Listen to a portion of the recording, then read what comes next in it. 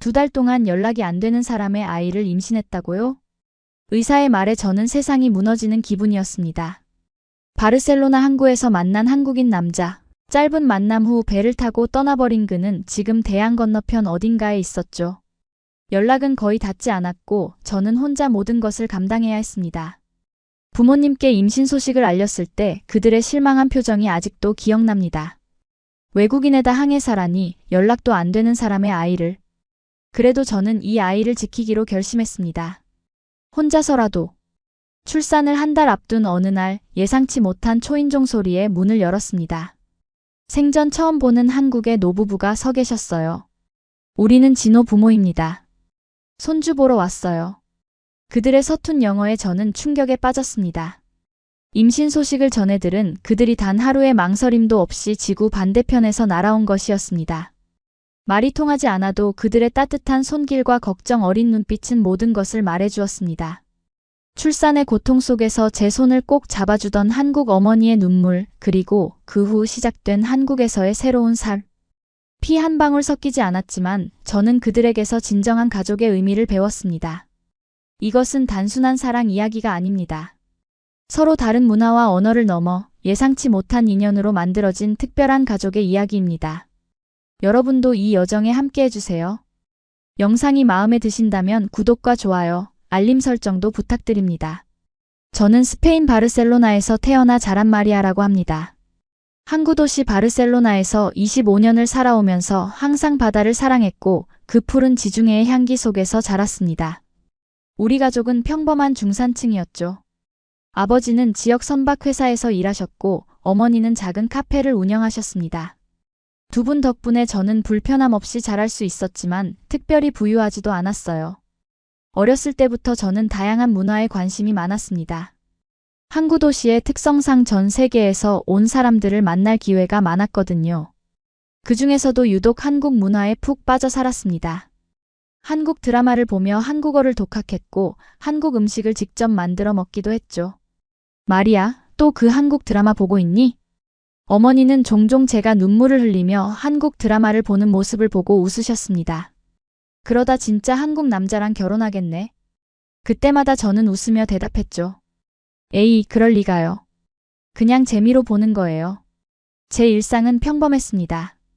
대학에서 관광학을 전공하고 졸업 후에는 바르셀로나의 작은 여행사에서 일하게 되었어요. 주로 유럽 각국에서 오는 관광객들을 안내하는 일이었는데 특히 아시아 관광객들을 맡게 되면 기뻤습니다. 그날도 평소와 다름없는 오후였습니다. 퇴근 후 항구 근처를 산책하고 있었죠.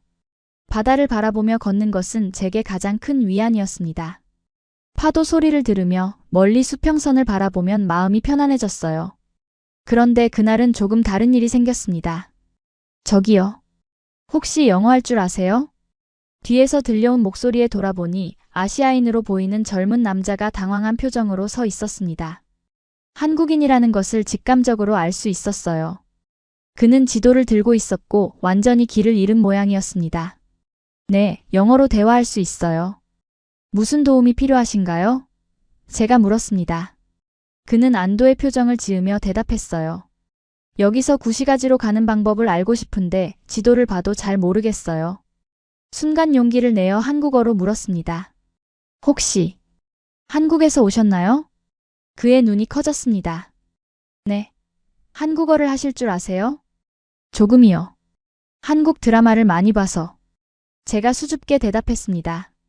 와, 정말 놀랍네요. 제 이름은 진호입니다. 한국에서 왔어요. 그렇게 저희의 첫 만남이 시작되었습니다. 진호 씨는 한국에서 입항한 상선의 항해사로 2주간의 휴가를 바르셀로나에서 보내고 있다고 했습니다. 저는 그에게 구시가지로 가는 길을 알려주었고 갑작스러운 용기가 생겨 제안했습니다. 제가 내일 휴일인데 바르셀로나 구경시켜 드릴까요? 현지인이 안내하면 더 재미있을 거예요.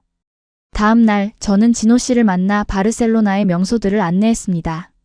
사그라다 파밀리아 성당부터 구엘 공원, 람블라스 거리까지. 그는 모든 것에 놀라워하며 끊임없이 사진을 찍었어요. 스페인은 정말 아름답네요. 하지만 당신 덕분에 더 특별해졌어요. 하루가 이틀이 되고 이틀이 사흘이 되었습니다. 저희는 매일 만났고 서로에 대해 더 많이 알아갔어요. 진호 씨는 서울 출신으로 해양대학을 졸업하고 항해사가 되었다고 했습니다. 6개월에서 길게는 1년까지 바다에서 생활하는 힘든 직업이었지만 그는 바다를 사랑한다고 했어요. 나흘째 되는 날 저희는 바르셀로네타 해변에서 석양을 바라보고 있었습니다. 해가 지는 바다는 붉게 물들었고 사람들의 웃음소리와 갈매기 울음소리가 어우러졌어요. 마리아. 진호 씨가 불쑥 제 이름을 불렀습니다. 내가 당신을 좋아하는 것 같아요. 심장이 멈출 것 같았습니다. 4번의 만남, 그것도 관광 가이드와 여행객으로 시작된 관계였는데 하지만 저 역시 그를 향한 감정이 단순한 호감을 넘어섰다는 것을 알고 있었어요. 저도요. 제가 작은 목소리로 대답했습니다. 그날 밤 저희는 처음으로 키스를 했고 그의 호텔방에서 밤을 보냈습니다. 모든 것이 너무 빠르게 진행되었지만 후회는 없었어요. 마치 운명처럼 느껴졌으니까요. 하지만 행복한 시간은 짧게 끝났습니다. 일주일 후 진호 씨는 다시 배에 올라야 했어요. 그는 6개월간 대서양을 항해하게 될 거라고 했습니다. 연락할게요. SNS로라도. 그가 약속했습니다. 기다려줄래요? 저는 고개를 끄덕였지만 마음 한구석에서는 불안함이 자리 잡았습니다. 이렇게 짧은 만남으로 시작된 관계가 과연 지속될 수 있을까? 진호 씨가 떠난 후 저는 평소의 일상으로 돌아갔습니다. 하지만 마음은 더 이상 평온하지 않았어요. 항상 그를 생각했고 그가 보내는 짧은 메시지에 의존하게 되었습니다. 배에서는 인터넷 연결이 불안정해서 자주 연락하기 어려웠지만 그래도 그는 가끔씩 메시지를 보내왔어요. 그런데 한 달이 지나고 2달이 되어갈 무렵 저는 이상한 증상을 느끼기 시작했습니다. 아침마다 심한 메스꺼움이 있었고 평소에 좋아하던 음식들의 냄새가 갑자기 역겨워졌어요. 그렇게 병원을 찾았고 의사의 말에 저는 충격을 받았습니다. 축하합니다, 마리아 씨. 임신하셨어요. 임신이라고요? 제 목소리가 떨렸습니다. 의사는 고개를 끄덕이며 웃었지만 제 머릿속은 혼란스러웠어요. 임신이라니. 단 며칠간의 만남으로. 그것도 이제는 대양 건너편에 있는 남자의 아이를. 병원을 나오는 길 다리가 후들거려 길가 벤치에 앉았습니다. 핸드폰을 꺼내 진호 씨에게 연락해야 한다는 생각이 들었지만 어떤 말을 해야 할지 막막했어요. 그날 밤 저는 밤새 뒤척였습니다. 이제 어떻게 해야 할까요? 부모님께 말해야 할까? 이 아이를 낳아야 할까? 수많은 질문이 머릿속을 맴돌았습니다. 그리고 다음날 아침 저는 결심했습니다. 우선 부모님께 솔직하게 말씀드리기로요. 엄마, 아빠, 제가 할 말이 있어요. 저녁 식사 후 거실에 모여 앉은 부모님 앞에서 제 목소리는 떨렸습니다. 어머니는 제 표정을 보고 이미 무언가 심각한 일이 있다는 것을 눈치챈 듯 했습니다. 무슨 일이니, 마리아? 저 임신했어요. 말을 꺼내는 순간 거실에는 무거운 침묵이 내려앉았습니다. 아버지의 얼굴이 굳어졌고 어머니는 놀라 입을 다물지 못했어요. 아이 아빠는 누구니? 마침내 아버지가 물었습니다. 한국인이에요. 항해사로 일하는 사람인데 지금은 바다에 있어서 연락이 잘 안 돼요. 아버지는 의자에서 벌떡 일어났습니다. 뭐라고? 외국인에다 항해사? 그것도 지금은 연락도 안 되는 사람이라고? 마리아, 넌 대체 무슨 생각을 한 거니? 어머니가 아버지의 팔을 잡고 진정시키려 했지만 그의 분노는 쉽게 가라앉지 않았습니다. 그 남자에게 연락해. 당장. 그리고 책임을 지라고 해. 아빠, 그게 쉽지 않아요. 그는 지금 대서양에 있고. 그럼 어쩔 셈이냐. 우리 딸이 외국인의 아이를 혼자 키우게. 말도 안 돼. 그날 밤은 제 인생에서 가장 힘든 밤 중 하나였습니다. 아버지는 화가 나서 집을 나가셨고 어머니는 눈물을 흘리며 저를 안아주셨어요. 다음 날 아버지는 조금 진정된 상태로 돌아왔습니다. 그는 제 앞에 앉아 깊은 한숨을 내쉬었어요.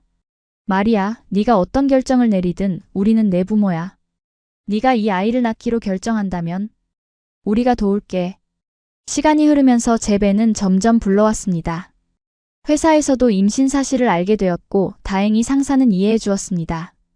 출산 후에도 직장으로 돌아올 수 있다고 약속해 주셨어요. 그러나 여전히 가장 큰 문제는 남아 있었습니다.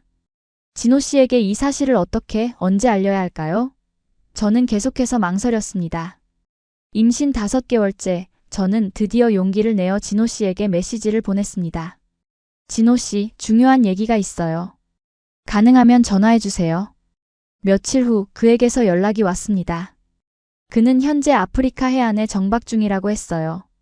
저는 떨리는 목소리로 전화를 받았습니다. 마리아? 무슨 일이야? 괜찮아? 그의 목소리를 듣자마자 눈물이 났습니다. 진호 씨, 저 임신했어요. 당신 아이예요. 전화 너머로 잠시 침묵이 흘렀습니다. 그가 충격을 받았다는 것을 알 수 있었어요. 저는 초조하게 그의 반응을 기다렸습니다. 정말? 마침내 그가 말했습니다. 내 아이라고? 네. 또 다시 침묵이 이어졌고 저는 최악의 상황을 예상하기 시작했습니다. 그가 책임을 회피하거나 아니면 아예 연락을 끊어버릴 수도 있겠다는 생각이 들었어요. 하지만 그의 다음 말은 예상 밖이었습니다. 마리아, 미안해. 내가 더 조심했어야 했는데.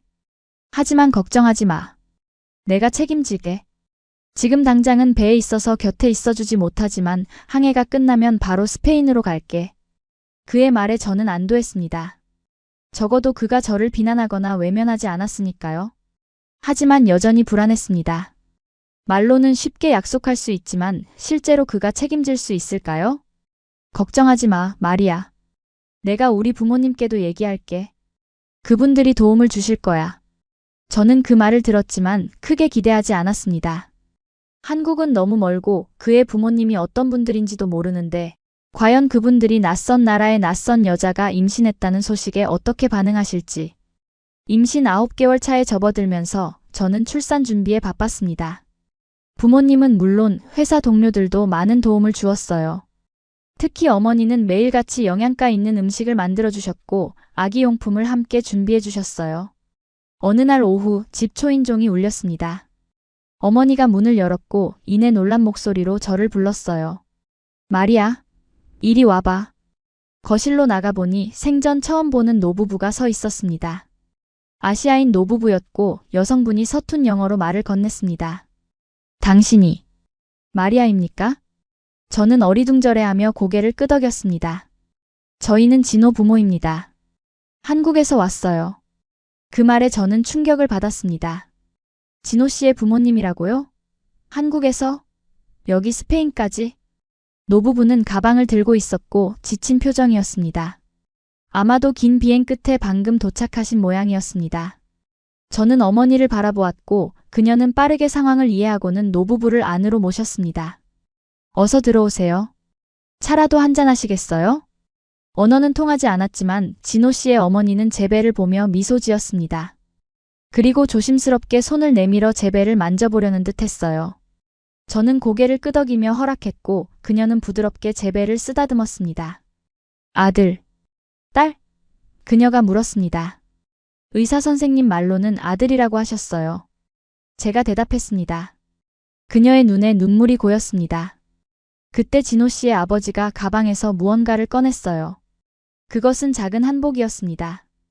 아기를 위한 전통 의상이었죠. 우리 손자를 위해 가져왔어요. 그가 서툰 영어로 설명했습니다. 저는 감동해서 말을 잇지 못했습니다. 이분들은 단지 손주가 생긴다는 소식에 지구 반대편에서 이곳까지 오셨다니요. 그날 저녁 저희 가족과 진호 씨의 부모님은 함께 식사를 했습니다. 언어는 통하지 않았지만 손짓과 몸짓 그리고 간단한 영어와 번역기의 도움으로 대화를 이어갔습니다. 진호 씨의 어머니는 계속해서 제게 무언가를 먹이려 했고 아버지는 진호 씨에 대한 이야기를 들려주셨어요. 진호는 항상 책임감 있는 아이였어요. 걱정하지 마세요. 그 아이가 당신과 아기를 잘 돌볼 거예요. 그 말에 저는 눈물을 참을 수 없었습니다. 이런 부모님 밑에서 자란 진호 씨라면 정말 믿을 수 있을 것 같았어요. 다음 날 진호 씨의 어머니는 한국에서 가져온 음식 재료로 요리를 시작했습니다. 그녀는 제게 한국 음식을 먹이기 위해 온갖 정성을 다했어요. 미역국, 김치, 불고기. 처음 먹어보는 음식도 있었지만 모두 맛있었습니다. 이거 많이 먹어야 해요. 아기 낳고 힘나게. 저는 감사히 그 음식을 먹었습니다. 그리고 점점 진호 씨의 부모님과 가까워졌어요. 그들은 매일 아침 일찍 일어나 집안일을 도왔고 제게 필요한 것이 있는지 항상 살폈습니다. 출산 예정일이 다가오면서 저는 점점 불안해졌습니다. 진호 씨는 여전히 바다에 있었고 출산 때 곁에 있어주지 못할 것이 분명했어요. 하지만 그의 부모님이 계셔서 큰 위안이 되었습니다. 그리고 마침내 출산 당일이 왔습니다. 새벽녘 갑자기 배가 아프기 시작했고 양수가 터졌습니다. 부모님과 진호 씨의 부모님은 서둘러 저를 병원으로 데려갔어요. 진통이 시작되고 저는 고통으로 신음했습니다. 진호 씨의 어머니는 제 손을 꼭 잡고 놓지 않았어요. 그녀의 눈에는 눈물이 고여 있었습니다. 힘내세요, 마리아. 우리 손자 만나러 가요. 그 말에 저는 더 큰 힘을 냈습니다. 12시간의 진통 끝에 드디어 제 아들이 세상에 나왔습니다. 의사가 아기를 제 품에 안겨주었을 때 저는 모든 고통을 잊었어요. 그는 너무나 작고 연약했지만 완벽했습니다. 진호 씨의 부모님이 병실로 들어오셨고 그들의 눈에는 기쁨의 눈물이 가득했습니다. 진호 씨의 어머니는 조심스럽게 아기를 안아보셨어요. 우리 손자. 진호 닮았네요. 그렇게 우리 아들 민석이가 세상에 태어났습니다. 이름은 진호 씨의 부모님이 지어주셨어요. 민은 영민할 민, 석은 돌석이라고 하셨는데 지혜롭고 단단한 사람이 되라는 의미라고 했습니다. 출산 후 첫 주는 정말 힘들었습니다. 밤새 깨어 있어야 했고 수유도 쉽지 않았어요. 하지만 진호 씨의 어머니, 제가 이제 어머님이라고 부르게 된 분께서 큰 도움을 주셨습니다. 그녀는 아기를 돌보는 법을 천천히 가르쳐 주셨고 제가 쉴 수 있도록 아기를 봐주셨어요. 이렇게 싸야 해요. 꼭꼭. 아기 편안하게. 어머님은 서툰 영어와 손짓으로 설명하셨습니다. 그녀가 기저귀를 갈고 아기를 싸는 모습은 마치 예술 같았어요. 수십 년간 익힌 솜씨가 느껴졌습니다. 한편 진호 씨의 아버님, 이제 제가 아버님이라고 부르게 된 분은 조용히 집안일을 도와주셨습니다. 그는 말이 많지 않았지만 항상 필요한 곳에 계셨어요. 저희 부모님도 많이 도와주셨어요. 특히 어머니는 어머님과 친해지셔서 요리를 함께하는 시간이 많아졌습니다. 스페인 요리와 한국 요리의 융합이 일어나는 순간들이었죠. 한 달이 지났고 진호 씨의 부모님은 여전히 저희와 함께 계셨습니다. 그들은 손자와 더 많은 시간을 보내고 싶어 하셨고 저 역시 그들이 있어 든든했습니다. 하지만 한편으로는 걱정도 되었어요. 그분들의 비자는 얼마나 유효한지, 한국에는 언제 돌아가셔야 하는지. 어느 날 용기를 내어 물어봤습니다. 어머님, 한국에 언제 돌아가실 계획이세요?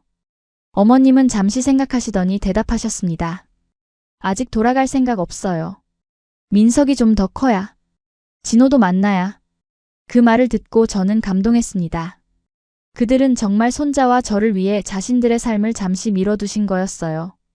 이틀 후 놀라운 소식이 들려왔습니다. 진호 씨로부터 연락이 온 것입니다. 그는 예정보다 빨리 항해를 마치고 일주일 후에 바르셀로나 항구로 돌아온다고 했어요. 저는 너무 기뻐 어쩔 줄 몰랐습니다. 드디어 민석이가 아빠를 만날 수 있게 된 거예요. 어머님, 아버님, 진호 씨가 일주일 후에 온대요. 그 소식을 들은 어머님의 얼굴에 환한 미소가 번졌습니다. 아버님도 보기 드물게 감정을 드러내며 기뻐하셨어요. 아이고, 우리 아들 드디어 오는구나. 손자도 보고 마리아도 만나고. 일주일 동안 집안은 들뜬 분위기였습니다.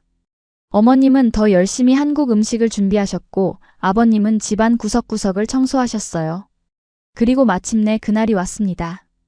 저희는 모두 항구로 진호 씨를 마중 나갔어요. 민석이는 제 품에 안겨 있었고 어머님과 아버님은 초조하게 주변을 둘러보셨습니다. 그때 멀리서 한 남자가 걸어오는 것이 보였습니다.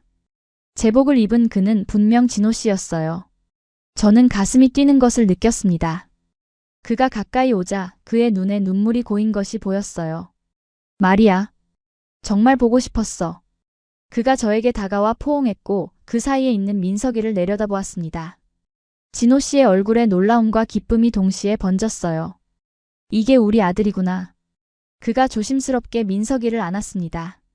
아기는 잠시 낯선 사람을 경계하는 듯 했지만 곧 진호 씨의 품에서 편안하게 잠들었어요. 엄마, 아빠. 진호 씨가 부모님께 인사드렸습니다. 세 사람은 서로를 껴안고 한동안 말없이 있었어요. 그 모습을 보며 저는 가슴 한구석이 따뜻해지는 것을 느꼈습니다. 진호 씨는 집으로 돌아와 짐을 풀고 민석이와 더 많은 시간을 보냈습니다. 그는 아들을 위해 한국에서 장난감을 사왔고 저를 위한 선물도 준비해왔어요. 마리아, 이건 너를 위한 거야. 그가 작은 상자를 내밀었습니다. 열어보니 아름다운 목걸이였어요. 심플한 디자인이었지만 그 안에 담긴 마음이 느껴졌습니다. 고마워, 진호 씨. 정말 예뻐요. 그날 밤 우리는 모두 함께 식사를 했습니다. 진호 씨는 항해 중에 있었던 일들을 이야기했고 어떻게 아들 소식을 듣고 빨리 돌아오고 싶었는지 말해주었어요. 그렇게 한 주가 지났습니다. 진호 씨는 휴가 중이었기 때문에 우리는 많은 시간을 함께 보낼 수 있었어요. 그는 민석이의 기저귀를 갈고 목욕을 시키고 밤에 우는 아이를 달래는 법을 배웠습니다. 어느 저녁 민석이를 재운 후 진호 씨와 저는 테라스에 앉아 이야기를 나누었습니다. 마리아, 나 한국으로 돌아가려고 해. 그 말에 저는 놀랐습니다. 물론 그가 언젠가는 한국으로 돌아갈 것이라고 생각은 했지만 이렇게 빨리? 그럼 우리는? 제가 물었습니다. 너와 민석이도 함께 왔으면 해. 우리가 가족이니까. 저는 잠시 생각에 잠겼습니다. 한국으로 간다는 것은 제 인생의 모든 것을 바꾸는 결정이었어요. 가족, 친구, 직장. 모든 것을 두고 낯선 나라로 가는 것이니까요. 내가 당신과 함께 한국에 가면 거기서 어떻게 살아요? 난 한국어도 잘 못하고 일자리도 없고. 진호 씨는 제 손을 잡았습니다. 걱정하지 마. 내가 다 도울게.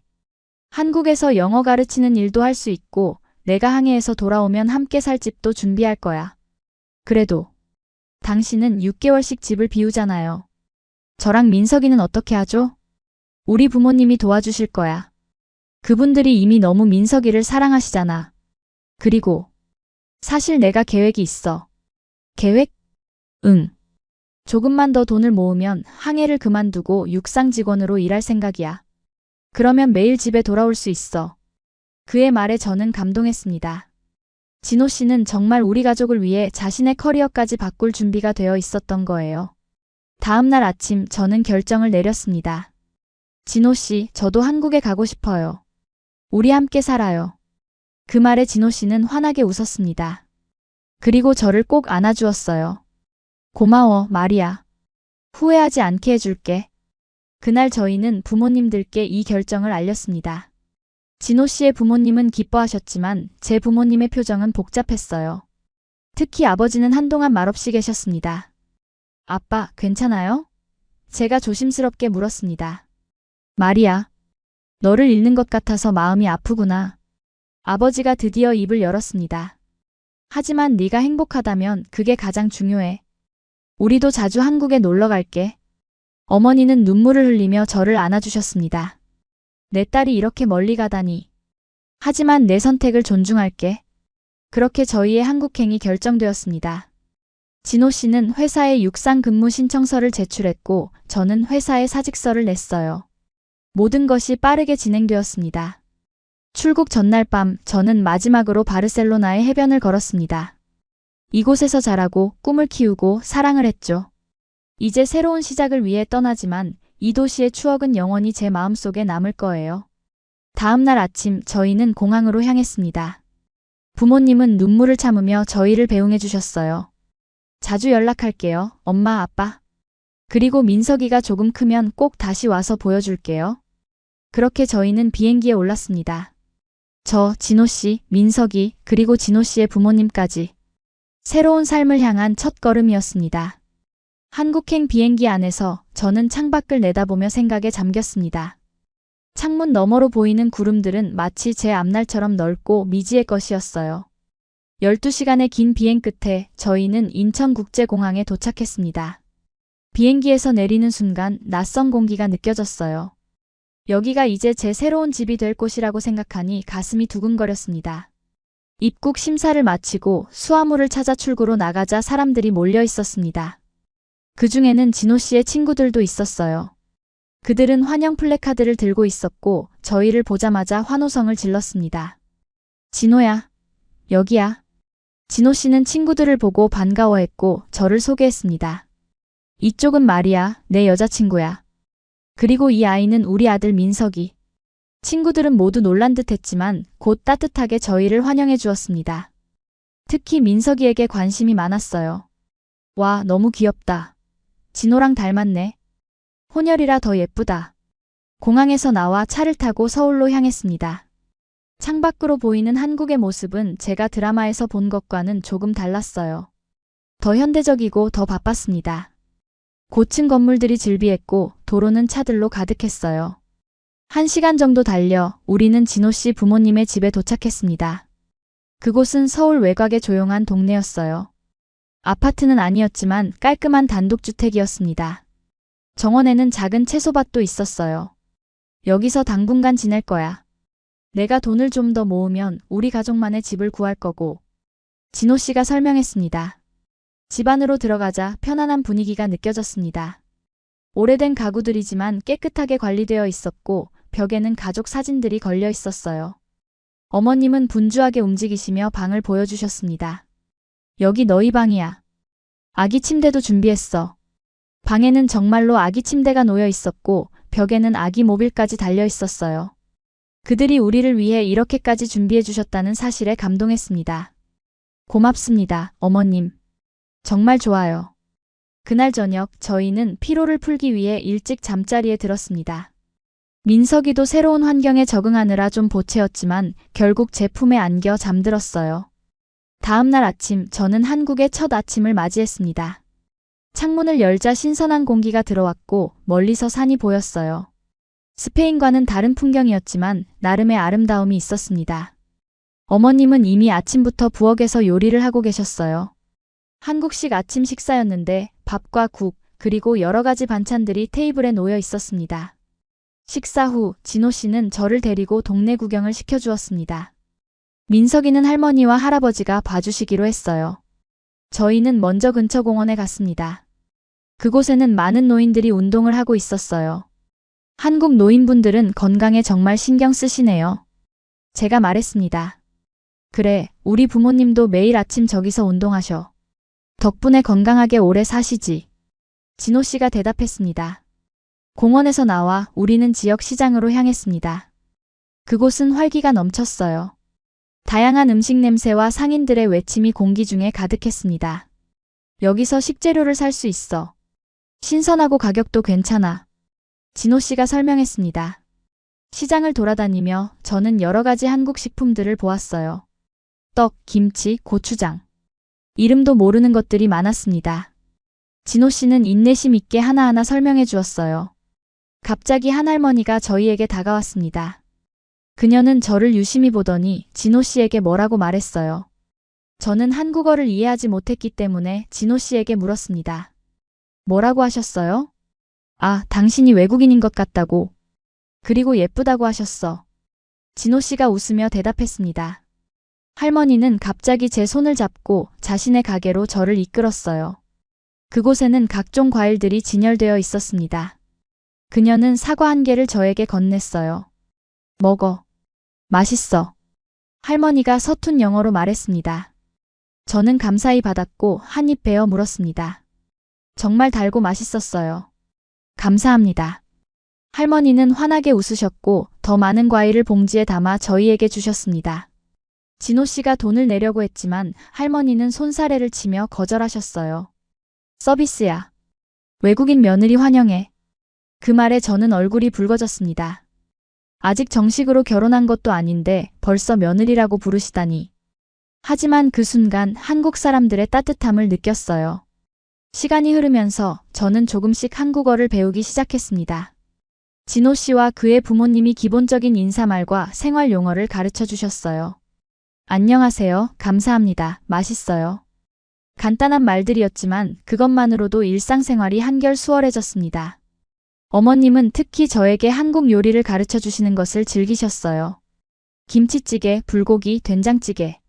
처음에는 모든 것이 낯설었지만 점차 한국 음식의 맛에 익숙해져 갔습니다. 마리아, 이렇게 썰어. 작게, 작게. 어머님이 야채 썰기를 가르쳐 주셨습니다. 저는 어머님의 지시에 따라 야채를 썰었고 그녀는 만족스러운 미소를 지으셨어요. 잘했어. 이제 진짜 한국 며느리 같아. 그 말에 저는 웃었지만 마음속으로는 여전히 불안함이 있었습니다. 아직 정식으로 결혼한 것도 아닌데 어머님은 이미 저를 며느리로 생각하고 계셨어요. 한국에 온 지 한 달이 되던 날, 진호 씨는 저녁 식사 후 테라스로 저를 불렀습니다. 그곳에는 작은 테이블이 놓여 있었고 그 위에는 와인 한 병과 2개의 잔이 준비되어 있었어요. 오늘 특별한 날이니? 제가 물었습니다. 그냥 별이 예뻐서. 그가 대답했지만 그의 눈빛에서 무언가 다른 것을 느꼈습니다. 우리는 와인을 마시며 이야기를 나누었어요. 한국에서의 한 달, 민석이의 성장, 그리고 앞으로의 계획에 대해서요. 마리아, 나 내일부터 회사에 출근해야 해. 진호 씨가 갑자기 말했습니다. 저는 놀랐어요. 벌써요? 더 휴가를 쓰지 않아도 돼요? 회사에서 빨리 와달라고 해서. 하지만 걱정하지 마. 육상 근무로 바꿔서 매일 집에 돌아올 거야. 저는 안도했습니다. 적어도 그가 6개월씩 바다에 나가 있는 일은 없을 테니까요. 그리고 마리아. 진호 씨가 주머니에서 작은 상자를 꺼냈습니다. 이건 너를 위한 거야. 상자를 열어보니 반지가 들어있었어요. 심플하지만 아름다운 다이아몬드 반지였습니다. 마리아, 나와 결혼해 줄래? 그 순간 저는 말을 잃었습니다. 너무 갑작스러웠지만 한편으로는 예상했던 일이기도 했어요. 진호 씨, 정말 저와 결혼하고 싶으세요? 물론이지. 우리는 이미 가족이잖아. 민석이도 있고. 이제 정식으로 남편과 아내가 되면 좋겠어. 네, 결혼하고 싶어요. 제가 마침내 대답했습니다. 진호 씨의 얼굴에 환한 미소가 번졌고 그는 저를 꼭 안아주었어요. 그 순간 테라스 문이 열리고 어머님과 아버님이 나오셨습니다. 그들은 마치 이 순간을 기다렸다는 듯 우리를 축하해 주셨어요. 축하해. 우리 며느리 됐구나. 어머님이 기뻐하셨습니다. 저는 그제서야 깨달았습니다. 이 프로포즈는 미리 계획된 것이었고 어머님과 아버님도 알고 계셨던 거예요. 결혼 준비는 생각보다 복잡했습니다. 한국식 결혼에는 여러 가지 절차가 있었어요. 먼저 양가 부모님의 만남인 상견례가 있었습니다. 제 부모님이 한국에 도착하자 우리는 고급 한식당에서 상견례를 했어요. 언어가 통하지 않았지만 통역사의 도움으로 대화가 이어졌습니다. 다음으로는 웨딩드레스와 한복을 고르는 일이었습니다. 저는 서양식 웨딩드레스와 전통 한복 2가지 모두 입기로 했어요. 결혼식 장소는 서울의 한 호텔로 정해졌습니다. 저는 한국의 결혼식 문화에 놀랐어요. 스페인에서는 보통 성당에서 결혼식을 올리고 긴 피로연을 하는데 한국은 웨딩홀에서 짧게 식을 올리고 곧바로 식사를 하는 방식이었습니다. 그리고 마침내 결혼식 당일이 왔습니다. 저는 아침 일찍부터 메이크업과 헤어를 시작했어요. 한국의 메이크업 아티스트들은 정말 기술이 뛰어났습니다. 드레스를 입고 부케를 들고 저는 준비를 마쳤습니다. 아버지가 저를 식장으로 이끌어 주셨어요. 그의 팔에 의지해 걸어가는 동안 저는 마음이 복잡했습니다. 스페인을 떠나 한국에서 새로운 삶을 시작한 지 불과 몇 개월 만에 이제 정식으로 한국 가족의 일원이 되는 것이니까요. 식장에 들어서자 많은 하객들이 저를 바라보았습니다. 진호 씨의 친구들, 회사 동료들, 친척들. 모두 낯선 얼굴들이었지만 그들의 미소에서 따뜻함을 느꼈어요. 그리고 제단 앞에 진호 씨가 서 있었습니다. 그는 턱시도를 입고 있었고 저를 바라보며 환하게 웃었어요. 그 순간 모든 불안과 걱정이 사라지고 오직 그와 함께할 미래만 보였습니다. 당신 정말 아름다워요. 진호 씨가 속삭였습니다. 결혼식은 생각보다 빨리 지나갔습니다. 서양식으로 진행되었지만 중간에 한국 전통 의식도 일부 포함되었어요. 우리는 서로에게 반지를 교환하고 영원한 사랑을 맹세했습니다. 결혼식을 마치고 우리는 제주도로 짧은 신혼여행을 떠났습니다. 민석이는 양가 부모님이 돌봐주기로 하셨어요. 3일간의 신혼여행 동안 우리는 제주도의 명소들을 둘러보았습니다. 성산 일출봉에서 일출을 보고 한라산을 등반하고 올레길을 걸었어요. 신혼 초기에는 모든 것이 달콤했지만 점점 현실적인 문제들이 나타나기 시작했어요. 첫 번째로 저는 직업을 구해야 했습니다. 한국에 영주권이 없는 상태에서 일할 수 있는 곳을 찾는 것은 쉽지 않았어요. 저는 스페인어와 영어를 가르치는 일을 찾아보기로 했습니다. 몇 군데 지원서를 넣었지만 대부분은 거절당했어요. 마침내 작은 영어학원에서 파트타임으로 일할 기회를 얻었습니다. 두 번째 문제는 언어였습니다. 한국어를 배우고 있었지만 아직 일상 대화를 하기에는 부족했어요. 특히 시장에서 물건을 살 때나 택시를 탈 때 어려움을 겪었습니다. 얼마예요? 여기 가주세요. 같은 기본적인 문장은 외웠지만 상대방이 빠르게 대답하면 이해하지 못했어요. 한 번은 택시를 타고 집에 가려고 했는데 주소를 제대로 말하지 못해 엉뚱한 곳에 내렸던 적도 있습니다. 결국 길을 잃어 울면서 진호 씨에게 전화했어요. 그는 급히 회사에서 나와 저를 찾으러 왔습니다. 괜찮아, 마리아. 누구나 처음에는 어려워. 조금씩 배워가면 돼. 그가 위로해 주었지만 저는 좌절감을 느꼈습니다. 그래서 저는 더 열심히 한국어를 공부하기로 했어요. 학원에 등록하고 매일 2시간씩 수업을 들었습니다. 집에서도 드라마를 보며 한국어를 익히려고 노력했어요. 세 번째 문제는 문화적 차이였습니다. 한국과 스페인은 생활 방식, 식습관, 사고 방식 등 많은 면에서 달랐어요. 특히 가족 관계에서 그 차이를 많이 느꼈습니다. 예를 들어 한국에서는 명절 때 시댁 중심으로 가족이 모이는 것이 일반적이었어요. 추석과 설날에는 모든 가족이 모여 음식을 준비하고 제사를 지냈습니다. 저는 그런 문화가 낯설었어요. 마리아, 이번 추석에는 큰아버지 댁에 모일 거야. 거기서 모든 친척들을 만날 수 있을 거야. 진호 씨가 알려주었습니다. 저는 긴장되었어요. 많은 한국인 친척들 앞에서 어떻게 행동해야 할지 몰랐습니다. 어머님은 저를 도와주셨어요. 인사법, 어른들께 음식 대접하는 방법, 그리고 기본적인 예절을 가르쳐 주셨습니다. 추석 당일 우리는 시골에 있는 큰아버지 댁으로 향했습니다. 그곳에는 이미 많은 친척들이 모여 있었어요.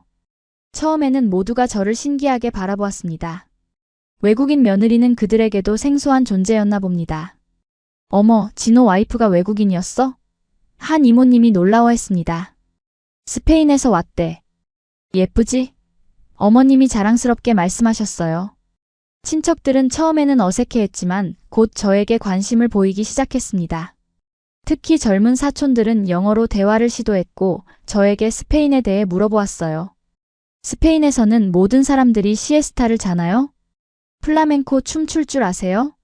같은 질문들이 쏟아졌습니다. 저는 최대한 친절하게 대답했고 때로는 간단한 한국어로 인사도 했어요. 안녕하세요. 만나서 반갑습니다. 그러자 친척들은 환호성을 질렀습니다. 우와, 한국어 잘한다. 음식을 준비하는 시간에는 저도 주방에서 한국 음식을 만드는 것을 도왔습니다. 떡볶이 만드는 법을 배웠고 김밥 마는 것도 도전해봤어요. 처음에는 서툴렀지만 다른 여성 친척들이 친절하게 도와주셨습니다. 이렇게 하면 더 예쁘게 돼. 자, 한번 해봐. 진호 씨의 사촌 언니가 김밥 마는 법을 보여주었습니다. 그날 저녁 모든 가족이 함께 둘러앉아 식사를 했습니다. 테이블에는 정말 다양한 한국 음식들이 가득했어요. 제가 도움을 준 떡볶이와 김밥도 있었고 그 외에도 갈비, 잡채, 불고기, 전 등 셀 수 없이 많은 요리들이 있었습니다. 마리아, 이거 한번 먹어봐. 한국의 대표적인 명절 음식이야. 큰아버지가 송편이라는 떡을 권하셨습니다. 저는 감사히 받아 먹었고 그 달콤한 맛에 감탄했어요. 정말 맛있네요. 식사 후에는 가족 게임 시간이 있었습니다. 윷놀이라는 한국 전통 게임을 배웠어요. 처음에는 규칙이 복잡해 보였지만 몇 번 하다 보니 재미있었습니다. 도, 개, 걸, 윷, 모. 맞나요? 제가 기억해 보려고 노력했습니다. 맞아. 잘 기억했네요. 진호 씨의 사촌이 칭찬해 주었습니다. 그렇게 첫 번째 추석은 생각보다 즐겁게 지나갔습니다. 처음에는 두려웠지만 진호 씨의 가족들은 모두 저를 따뜻하게 맞아주었어요. 돌아오는 길에 진호 씨는 제 손을 꼭 잡으며 말했습니다. 오늘 정말 잘했어, 마리아. 모두가 너를 좋아하더라. 저는 웃으며 대답했어요. 다행이네요. 저도 즐거웠어요. 한국의 명절은 정말 특별한 것 같아요. 그렇게 시간이 흘러 한국에 온 지 1년이 되었습니다. 민석이는 이제 걸음마를 시작했고 옹알이도 많이 하게 되었어요. 가끔은 한국어와 스페인어를 섞어서 말하기도 했습니다. 엄마, 아구아아꼬, 스페인어로 물. 저는 민석이가 두 나라의 언어와 문화를 모두 배우길 원했습니다. 집에서는 스페인어로도 자주 말했고 스페인 동화책도 읽어주었어요. 진호 씨도 이를 지지해 주었습니다. 마리아, 나도 스페인어 배우고 싶어. 민석이가 두 언어를 할 수 있다면 나도 할 수 있어야지. 그의 노력에 저는 감동했습니다. 우리는 서로의 언어를 가르쳐주는 시간을 가졌어요. 저는 한국어를, 진호 씨는 스페인어를 배우며 함께 성장했습니다. 진호 씨는 회사에서도 인정받아 승진했습니다. 이제 그는 해외 선박관리 팀장이 되었고 월급도 많이 올랐어요. 덕분에 우리는 자신만의 집을 구할 여유가 생겼습니다. 마리아, 이제 우리만의 집을 구하면 어떨까? 부모님께 너무 오래 신세를 졌어. 저는 동의했습니다. 부모님께 감사했지만 이제는 우리 가족만의 공간이 필요했어요. 그래서 우리는 집을 알아보기 시작했습니다. 서울은 집값이 비싸서 처음에는 아파트를 사기 어려웠어요. 대신 전세로 아파트를 구하기로 했습니다. 전세는 스페인에는 없는 제도야. 집주인에게 큰 돈을 맡기고 그 이자로 집세를 대신하는 거야. 진호 씨가 설명해 주었습니다.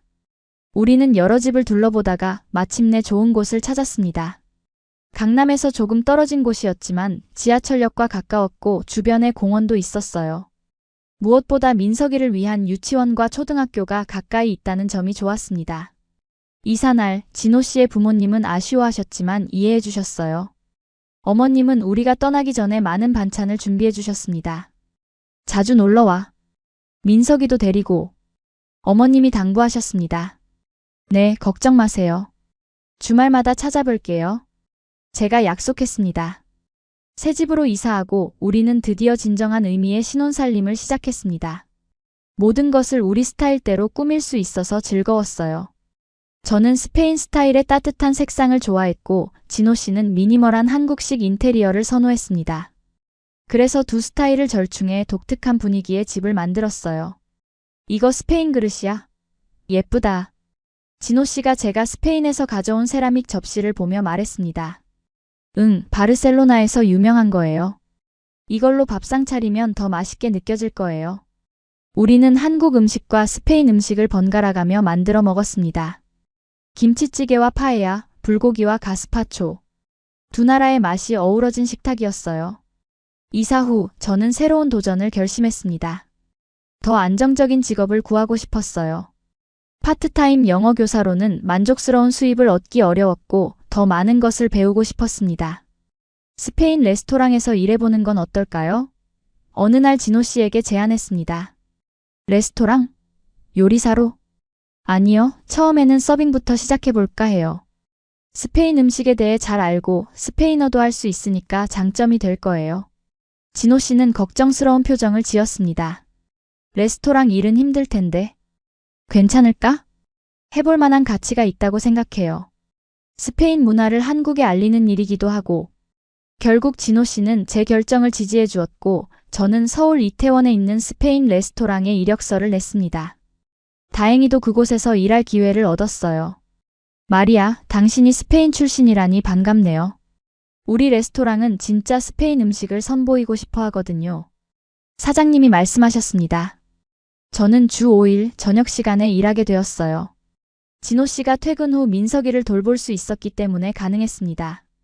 처음에는 서빙 일이 생각보다 힘들었어요. 오래 서 있어야 했고 바쁜 시간에는 정신없이 뛰어다녀야 했습니다. 하지만 점차 적응해갔고 일도 재미있어졌어요. 특히 손님들에게 스페인 음식에 대해 설명해 줄 때 보람을 느꼈습니다. 한국 사람들은 스페인 음식에 대해 잘 몰랐기 때문에 저는 자연스럽게 스페인 문화대사가 되었어요.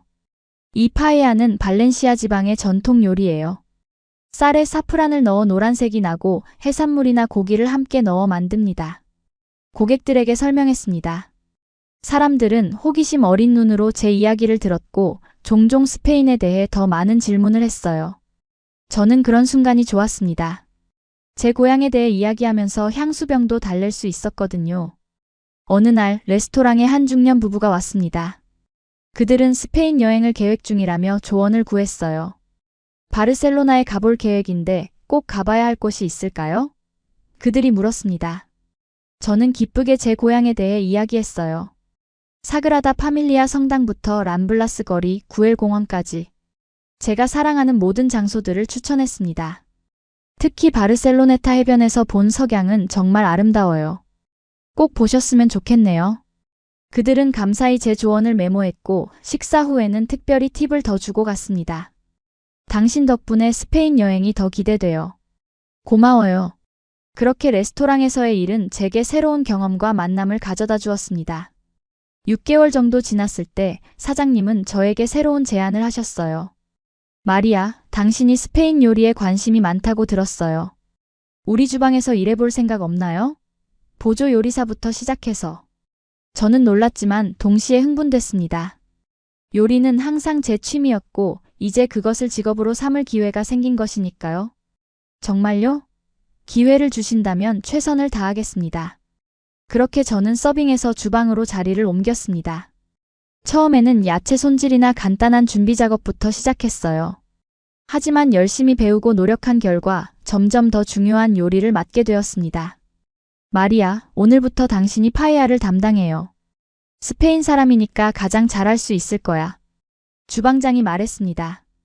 저는 기쁨과 책임감을 동시에 느꼈어요. 제 고향 요리를 한국 사람들에게 선보인다는 것은 큰 의미가 있었습니다. 어머니에게 배운 레시피를 떠올리며 최선을 다해 파에야를 만들었어요. 그날 저녁 손님들은 제 파에야에 극찬을 보냈습니다. 정통 스페인 맛이 느껴져요. 이런 맛은 처음이에요. 같은 말들이 주방에까지 들려왔고 저는 자부심을 느꼈습니다. 집에 돌아와 그 소식을 진호 씨에게 전했어요. 진호 씨, 오늘 제가 만든 파에야가 대성공이었어요. 손님들이 정말 좋아했대요. 진호 씨는 제 허리를 안으며 축하해 주었습니다. 대단하다. 우리 마리아가 한국에서 스페인 요리의 대가가 되는 거네. 그의 말에 저는 웃었지만 한편으로는 가슴이 뭉클했어요. 처음 한국에 왔을 때는 언어도 못하고 문화도 낯설어 불안했는데 이제는 제 자리를 찾아가고 있었습니다. 그렇게 2년이 지났고 민석이는 이제 유치원에 다니기 시작했습니다. 그는 한국어와 스페인어를 모두 유창하게 구사했고 양쪽 문화의 장점을 모두 가진 아이로 자라고 있었어요. 엄마, 오늘 유치원에서 친구들이 내가 스페인어 할 수 있다고 부러워했어. 민석이가 어느 날 자랑스럽게 말했습니다. 저는 민석이의 머리를 쓰다듬으며 대답했어요. 우리 민석이는 특별한 아이니까. 두 나라의 문화를 모두 알고 있어서 더 멋진 사람이 될 거야. 레스토랑에서의 경험이 쌓이면서 저는 점점 더 자신감을 갖게 되었습니다. 어느 날 한 요리 잡지사에서 저희 레스토랑을 취재하러 왔어요. 그들은 특히 스페인 출신 요리사가 있다는 소식을 듣고 관심을 보였습니다. 마리아 씨, 스페인 요리에 대한 인터뷰를 해주실 수 있을까요? 기자가 물었습니다. 처음에는 긴장됐지만 제가 사랑하는 스페인 요리에 대해 이야기하는 것은 어렵지 않았어요. 인터뷰는 생각보다 잘 진행되었고 한 달 후 잡지에 실렸습니다. 와, 마리아. 네가 잡지에 나왔어. 진호 씨가 잡지를 들고 흥분해서 말했습니다. 기사는 한국에서 진정한 스페인 맛을 선보이는 바르셀로나 출신 요리사라는 제목으로 실렸어요. 제 사진과 함께 스페인 요리의 특징과 한국에서의 경험에 대한 인터뷰가 실려 있었습니다. 그 기사 덕분에 레스토랑은 더 많은 손님들로 붐비게 되었고 저는 더 많은 책임을 맡게 되었어요. 이제는 스페인 요리 코너의 부주방장으로 일하게 되었습니다. 마리아, 당신은 정말 재능이 있어요. 우리 레스토랑의 보물이에요. 사장님이 말씀하셨습니다. 그런 인정을 받는 것은 정말 기뻤어요. 한국에서의 삶이 점점 더 안정되고 보람차게 느껴졌습니다. 하지만 모든 것이 순탄하지만은 않았어요. 어느 날 민석이가 유치원에서 돌아와 슬픈 표정으로 말했습니다. 엄마, 나 왜 피부색이 달라? 친구들이 물어봤어. 그 말에 저는 가슴이 아팠습니다. 민석이는 혼혈아이다 보니 순수 한국인 아이들과는 외모가 조금 달랐어요. 지금까지는 그것이 문제가 되지 않았지만 아이들이 점점 자라면서 차이를 인식하기 시작한 것 같았습니다. 민석아, 그건 네가 특별하다는 뜻이야. 엄마는 스페인에서 왔고 아빠는 한국 사람이라서 너는 두 나라의 피가 섞인 멋진 아이야. 제가 설명해 주었습니다. 그런데 왜 친구들은 나랑 달라서 이상하대? 그건 그 친구들이 아직 잘 몰라서 그런 거야. 세상에는 다양한 사람들이 있고 모두 다른 모습을 하고 있어. 그게 오히려 더 아름다운 거지. 민석이는 고개를 끄덕였지만 완전히 이해하지는 못한 것 같았어요. 저는 그의 고민을 돕기 위해 비슷한 경험을 가진 다른 이중문화 가정의 아이들을 만날 기회를 마련해 주었습니다. 서울에는 국제가족 모임이 있었어요. 다양한 국적의 부모를 둔 아이들이 함께 모여 활동하는 곳이었습니다. 민석이는 그곳에서 자신과 비슷한 상황의 친구들을 만났고 많은 위로를 받았어요. 엄마, 제 친구 중 한 명은 프랑스와 한국 혼혈이에요. 또 다른 친구는 미국과 한국 사이예요. 모두 저처럼 두 나라를 오가며 살고 있대요. 민석이가 모임에서 돌아와 신나게 말했습니다. 그래? 어땠어? 재미있었니? 네. 다들 저랑 비슷한 고민이 있더라고요. 하지만 모두 그게 나쁜 게 아니라고 말해줬어요. 오히려 더 많은 것을 경험할 수 있는 기회라고요. 그 이후로 민석이는 자신의 이중 정체성에 대해 더 편안해 보였습니다. 그는 한국 친구들에게는 스페인 문화를, 스페인 친구들에게는 한국 문화를 소개하며 자부심을 느끼기 시작했어요. 오늘 학교에서 한국의 설날에 대해 발표했어요. 모두들 떡국이 뭔지 궁금해했어요. 스페인 학교에서 돌아온 민석이가 말했습니다. 이렇게 민석이가 자신만의 방식으로 두 문화를 통합해가는 모습을 보면서 저도 많은 것을 배웠습니다. 사실 저 역시 한국에서 살면서 정체성의 혼란을 경험했거든요. 스페인 사람이면서도 한국 문화에 적응하고 때로는 두 문화 사이에서 균형을 찾는 것이 쉽지 않았어요. 하지만 민석이를 통해 저는 두 문화를 완전히 분리된 것으로 볼 필요가 없다는 것을 깨달았습니다. 그것들은 함께 어우러져 우리 가족만의 독특한 문화를 만들어가고 있었어요. 저는 이제 한국을 제 두 번째 고향이라고 부릅니다. 여전히 바르셀로나의 푸른 바다가 그립기도 하지만 서울의 북적이는 거리와 정겨운 사람들도 제 마음의 일부가 되었어요. 그리고 무엇보다 진호 씨와 민석이와 함께하는 곳이라면 그곳이 바로 저의 진정한 집입니다. 한국에 온 지 3년이 지난 지금 저는 작은 스페인 식당 카사마리아를 오픈했습니다. 이태원에 있는 이 작은 식당은 제 꿈의 실현이었어요. 진호 씨는 제 결정을 지지해 주었고 경영과 관련된 모든 일을 도와주었습니다. 당신의 요리는 정말 특별해요. 많은 사람들이 좋아할 거예요. 진호 씨가 말했습니다. 처음에는 작은 식당으로 시작했지만 입소문이 나면서 점점 더 많은 손님들이 찾아오기 시작했어요. 저는 바르셀로나에서 배운 정통 스페인 요리를 선보였고 때로는 한국 재료를 활용한 퓨전 요리도 만들었습니다. 어느 날 저는 어머님께 식당에서 함께 일해보지 않겠냐고 제안했습니다. 그녀는 이미 은퇴하셨고 가끔 심심하다고 하셨거든요. 나같이 늙은이가 도움이 될까? 어머님이 의아해 하셨습니다. 물론이죠. 어머님은 한국 음식을 너무 잘 만드시잖아요. 우리 식당에 한국식 타파스 메뉴를 추가하면 어떨까 해요. 그렇게 어머님은 저희 식당에서 일주일에 몇 번 일하게 되셨습니다. 그녀가 만든 김치전, 떡볶이 타파스, 불고기 롤 등은 손님들에게 큰 인기를 끌었어요. 어머님도 새로운 일을 하면서 활력을 찾으셨고 저는 그녀와 더 가까워질 수 있었습니다. 마리아, 네가 우리 식구가 된 건 정말 축복이야. 어느 날 어머님이 갑자기 말씀하셨어요. 제가 더 감사해요, 어머님. 한국에서 저를 딸처럼 대해주셔서. 처음엔 걱정했어. 외국인 며느리가 우리 문화에 적응할 수 있을까? 하지만 넌 정말 잘 해냈어. 게다가 우리에게 스페인 문화도 알려주었고. 그 말씀에 저는 눈물이 났습니다. 어머님의 인정은 저에게 큰 의미가 있었어요. 민석이는 이제 초등학교에 들어갈 나이가 되었고 그는 한국 학교와 주말 국제학교를 병행하기로 했습니다. 이중 언어와 이중 문화 속에서 자란 그는 두 세계를 자연스럽게 오가며 자신만의 정체성을 만들어가고 있었어요. 엄마, 저는 커서 뭐가 될까요? 어느 날 민석이가 물었습니다. 네가 원하는 건 뭐든 될 수 있을 거야. 넌 두 개의 세계를 이해하는 특별한 아이니까. 저는요, 나중에 한국과 스페인을 연결하는 일을 하고 싶어요. 통역사나 외교관 같은 거요. 저는 민석이의 머리를 쓰다듬었습니다. 멋진 꿈이구나. 엄마는 네가 무슨 일을 하든 지지할 거야. 진호 씨는 회사에서 해외 부서로 자리를 옮겼고 이제 스페인과 한국을 오가며 일하게 되었습니다. 덕분에 우리는 1년에 한 번씩 바르셀로나를 방문할 수 있게 되었어요.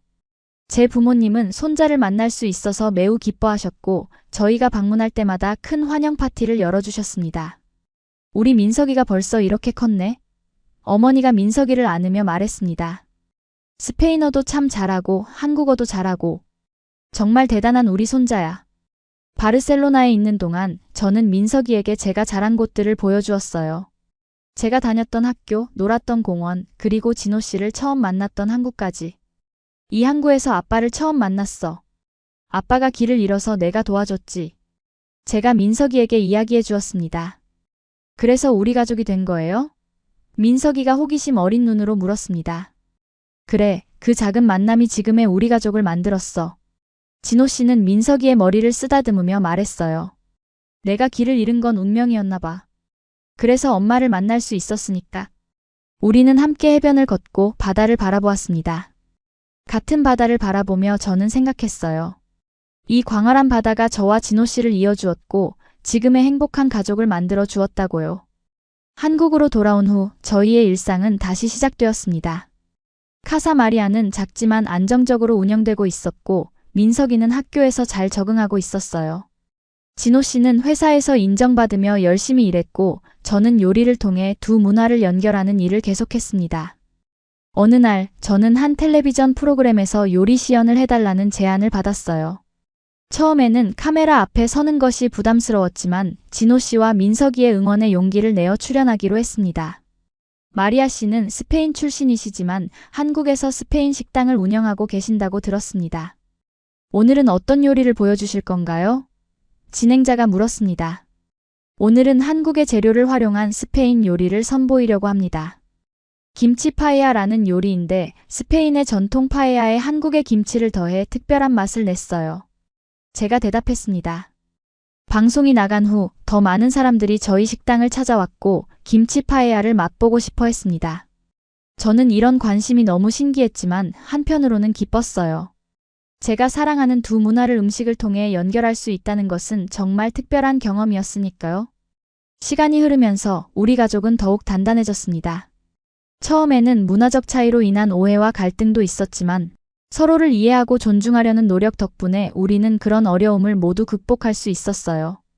진호 씨는 이제 스페인어를 꽤 유창하게 구사했고 저도 한국어로 일상 대화를 하는데 큰 어려움이 없었습니다. 민석이는 두 언어를 모국어처럼 사용했고 양쪽 문화의 장점을 모두 흡수하며 자라고 있었어요. 어느 날 저녁 우리 가족은 한강공원에 소풍을 갔습니다. 강가에 돗자리를 펴고 스페인 햄과 치즈, 한국의 김밥과 떡볶이를 함께 먹었어요. 민석이는 친구들과 뛰어놀았고 진호 씨와 저는 강물을 바라보며 이야기를 나누었습니다. 마리아, 이런 생각 해본 적 있어? 우리가 만나지 않았다면 지금 어디서 뭘 하고 있을까? 진호 씨가 물었습니다. 저는 잠시 생각했어요. 글쎄요. 저는 아마 바르셀로나에서 여전히 여행사에서 일하고 있었을 거예요. 당신은? 난 아마도 여전히 배에서 항해하고 있었겠지. 6개월씩 바다에 나가 있고 정말 외롭게 살고 있었을 거야. 우리가 만나서 다행이네요. 제가 진호 씨의 손을 잡으며 말했습니다. 정말 다행이야. 네가 없었다면 민석이도 없었을 거고 이렇게 행복한 가족도 없었을 테니까. 저는 민석이를 바라보았습니다. 그는 강가에서 돌을 던지며 즐겁게 놀고 있었어요. 우리의 사랑이 만들어낸 작은 기적, 두 문화가 만나 탄생한 특별한 아이였습니다. 저는 항상 궁금했어요. 왜 그날 저를 도와달라고 했을까요? 다른 사람에게 물어볼 수도 있었을 텐데. 제가 물었습니다. 진호 씨는 웃으며 대답했어요. 솔직히? 당신이 너무 예뻐서. 그리고 뭔가 따뜻한 기운이 느껴졌어. 그게 인연이었나 봐. 저도요. 처음 봤을 때부터 당신이 특별하게 느껴졌어요. 그래서 다음날 가이드 해주겠다고 제안했나 봐요. 우리는 서로를 바라보며 웃었습니다. 운명이라고 하기엔 너무 진부할지 모르지만 지구 반대편에서 온 두 사람이 우연히 만나 이렇게 가족이 되었다는 것은 정말 신기한 일이었어요. 민석이가 우리에게 달려왔습니다. 엄마, 아빠, 저기 배 봤어요? 아빠가 타던 배처럼 큰 배가 지나가요. 우리는 모두 강 쪽을 바라보았습니다. 한강을 따라 유람선이 지나가고 있었어요. 그것은 진호 씨가 타던 상선과는 비교도 할 수 없이 작았지만 민석이의 상상 속에서는 아빠의 배였나 봅니다. 맞아, 정말 멋지구나. 진호 씨가 민석이를 안아들었습니다. 아빠, 나중에 저도 배 타고 여행할 수 있어요? 물론이지. 언젠가 우리 셋이 함께 크루즈 여행을 가자. 스페인도 가고 다른 나라들도 구경하고. 민석이의 눈이 반짝였습니다. 와, 정말요? 약속해요? 약속할게. 진호 씨와 저는 동시에 대답했습니다. 그날 밤 집으로 돌아가는 차 안에서 민석이는 뒷자리에서 곤히 잠들었습니다. 저는 그를 바라보며 생각했어요. 우리의 아이는 두 개의 세계, 두 개의 문화 속에서 자라고 있지만 결코 혼란스럽거나 불완전하지 않았습니다. 오히려 그 모든 것을 자연스럽게 받아들이며 더 넓은 시야와 따뜻한 마음을 가진 아이로 성장하고 있었어요. 집에 도착해서 민석이를 침대에 눕히고 진호 씨와 저는 테라스에 나와 와인 한 잔을 나누었습니다. 서울의 밤하늘은 별이 많지 않았지만 도시의 불빛이 마치 별처럼 빛나고 있었어요. 마리아, 진호 씨가 제 이름을 불렀습니다. 고마워. 뭐가요? 모든 것에 대해서. 한국에 와줘서, 나와 결혼해줘서, 민석이를 낳아줘서, 그리고 매일 나를 행복하게 해줘서. 저는 그의 손을 잡았습니다. 저도 감사해요. 당신이 저의 인생을 완전히 바꿔놨으니까요. 처음에는 두렵고 낯설었지만 지금은 이곳이 제 집이라고 느껴져요. 우리는 앞으로도 많은 어려움을 겪겠지만 함께라면 모든 것을 극복할 수 있을 거야. 네, 함께라면요. 그렇게 우리는 별이 빛나는 서울의 밤하늘 아래에서 미래를 꿈꾸었습니다. 두 개의 세계에서 온 우리가 만들어낸 작은 우주, 그것이 바로 우리 가족이었어요. 처음 한국에 왔을 때 저는 모든 것이 두렵고 불안했습니다. 언어도 다르고 문화도 다르고 음식도 달랐으니까요. 하지만 이제는 그 모든 차이가 우리 가족을 더욱 특별하고 풍요롭게 만들어준다는 것을 알게 되었어요. 스페인의 정열과 한국의 정이 만나 만들어낸 우리 가족의 이야기는 계속되고 있습니다. 때로는 어려움도 있고 오해도 생기지만 서로에 대한 사랑과 존중이 있기에 우리는 항상 함께 나아갈 수 있을 거예요. 만약 여러분도 저처럼 낯선 나라에서 새로운 삶을 시작하고 있다면 용기를 잃지 마세요. 언어와 문화의 장벽은 높아 보이지만 진심 어린 마음과 노력으로 극복할 수 있습니다. 그리고 그 과정에서 여러분은 더 강해지고 더 넓은 세계를 만나게 될 거예요. 제가 바르셀로나 항구에서 길 잃은 한국 남자를 만났던 그날, 저는 제 인생이 이렇게 바뀔 것이라고 상상도 못했습니다.